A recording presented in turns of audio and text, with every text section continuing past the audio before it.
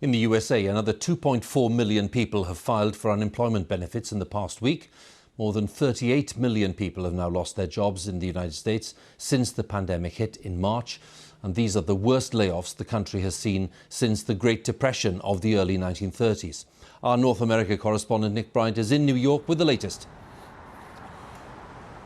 38 million, such a staggering jobless figure. That's more than the population of Canada.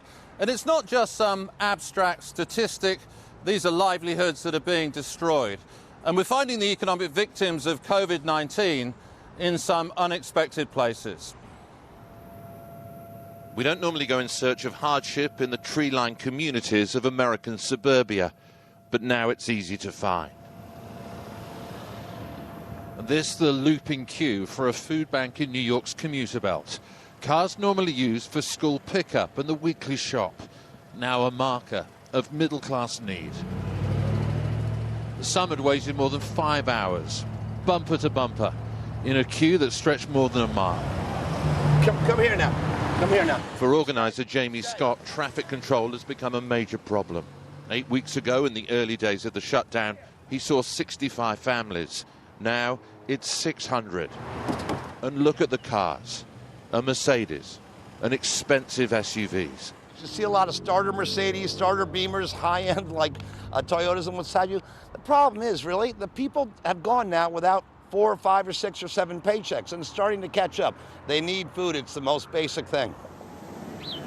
Guys, it's going to be 3 families, guys, 3 families. At the front of the line, we met people who had well-paid jobs. All the way up, guys, all the way up to the girls. Before the coronavirus wrought such economic destruction. People who've never had to rely on aid. Michelle Fernanda is a florist, struggling to make ends meet. We have to pay the rent, gas, cars, and all the stuff. I mean, you've got a beautiful car. Did you ever imagine that you'd be lining up for food? No, never.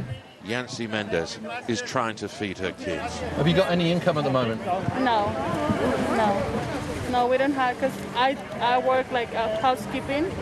So, you know, people doesn't want people to get into their houses because they have families, kids. So, and we have kids too, so. So you're not making any money at the moment? No. So you need this food? Yes, we need it. You want it all in the bed? We're witnessing the biggest economic shock since the 1930s, in a country still feeling the after effects of the financial crash of 2008.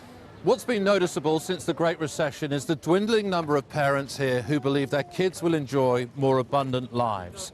That long-held belief in generational progress that gives this country so much energy and so much drive.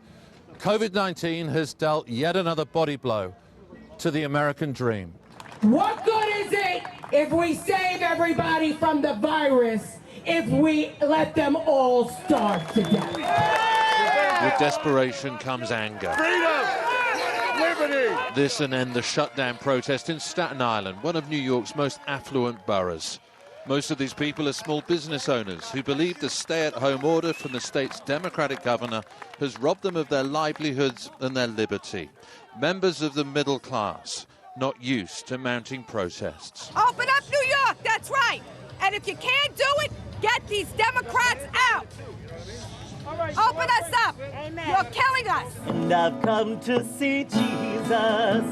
This is a convulsion that's shifting the ground beneath our feet. A disruption of immense historical scale, bigger than the Great Recession, more consequential than 9/11. Even in the most prosperous parts of America, lives have been changed forever.